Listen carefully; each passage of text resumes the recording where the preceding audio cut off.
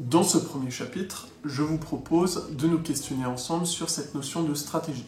À quoi renvoie la notion de stratégie et quelle pourrait en être la définition générale aujourd'hui? Tout d'abord, il faut savoir que le terme stratégie, étymologiquement, renvoie à stratégos, un terme grec qui signifie mener l'armée.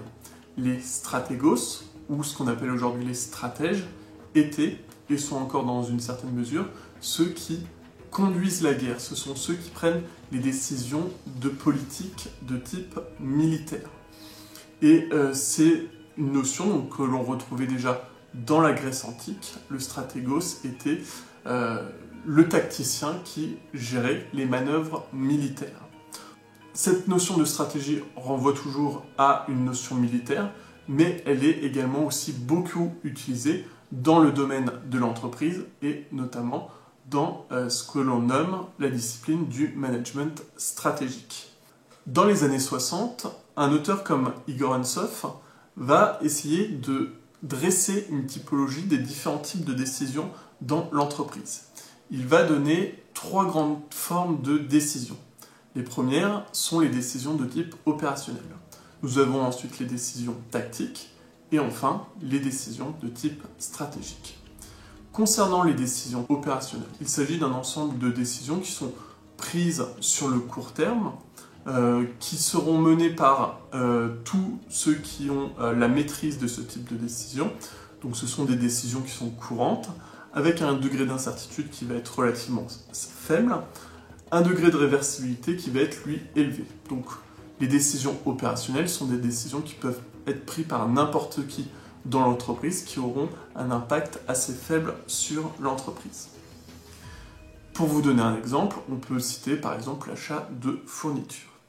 Nous avons ensuite les décisions de type tactique.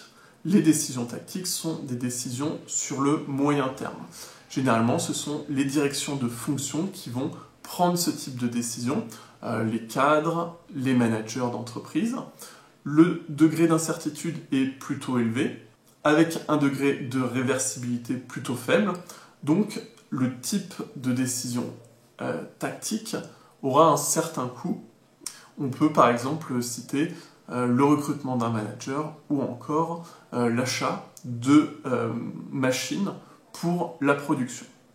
Le dernier type de décision sera la décision de type stratégique. Cette décision est sur le long terme. Généralement, il s'agit de la direction de l'entreprise, les cadres supérieurs, le PDG, les actionnaires, qui peuvent prendre ce type de décision. Le degré d'incertitude est lui très élevé, le degré de réversibilité est quant à lui très faible. Par exemple, l'idée de diversifier sa gamme de produits est un type de décision stratégique. Cette notion de stratégie a été sujet à beaucoup de réflexions de la part des auteurs de la stratégie. On note par exemple Alfred Chandler qui définissait la stratégie comme consistant à déterminer des objectifs et des buts fondamentaux à moyen et long terme d'une organisation, puis à choisir les modes d'action et d'allocation des ressources pour atteindre ces mêmes buts et objectifs. Donc, dans la définition de Chandler, on retrouve bien l'idée de moyen et long terme.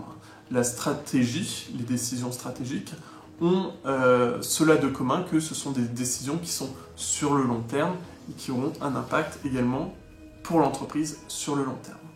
Nous avons également Henry Mintzberg qui est très connu donc, pour le travail qu'il a fait sur les fonctions de l'organisation et surtout la structure de l'organisation. Lui va définir la stratégie de façon assez simple. Pour lui, la stratégie consiste à se questionner sur quoi produire, comment produire et à partir de quels moyens. Enfin, le dernier auteur qui va nous intéresser est Michael Porter. Michael Porter est, on pourrait l'appeler comme cela, le pape de la stratégie puisqu'il a beaucoup réfléchi à ces notions de stratégie d'entreprise. Et pour lui, la stratégie d'entreprise consiste à surmonter les contraintes de l'environnement grâce à un modèle qu'il définit comme les 5 forces concurrentielles ou ce qu'on appelle également les 5 forces de Porter, en organisant les ressources disponibles grâce à un outil que lui appelle la chaîne de valeur Et le but de la stratégie pour Michael Porter est d'obtenir un avantage concurrentiel. Qu'est-ce que l'avantage concurrentiel? L'avantage concurrentiel, c'est un avantage qu'aura une entreprise sur ses concurrents qui lui permettra de se distinguer durablement de ses concurrents et qui lui permettra d'asseoir une position importante sur le marché. À partir de ces différents éléments, on peut tenter de construire une définition générale de la stratégie. Je vous propose ma définition de la stratégie. La stratégie est l'ensemble des décisions qui vont avoir un impact important sur le futur de l'entreprise. Les décisions stratégiques sont prises par les plus hauts sommets de la hiérarchie, actionnaires, cadres supérieurs, PDG. Elles ont des coûts relativement importants et sont donc difficilement réversibles. La stratégie doit pouvoir prendre en compte les contraintes de l'environnement de l'entreprise, mais également les forces et faiblesses de la structure. La stratégie de l'entreprise doit être générale ou alors adaptée selon les domaines d'activité stratégique de l'entreprise.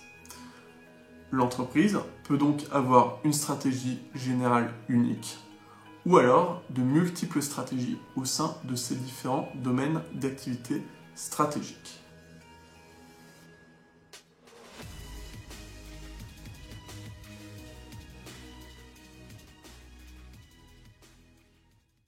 Retrouvez cette formation complète dans le lien en description.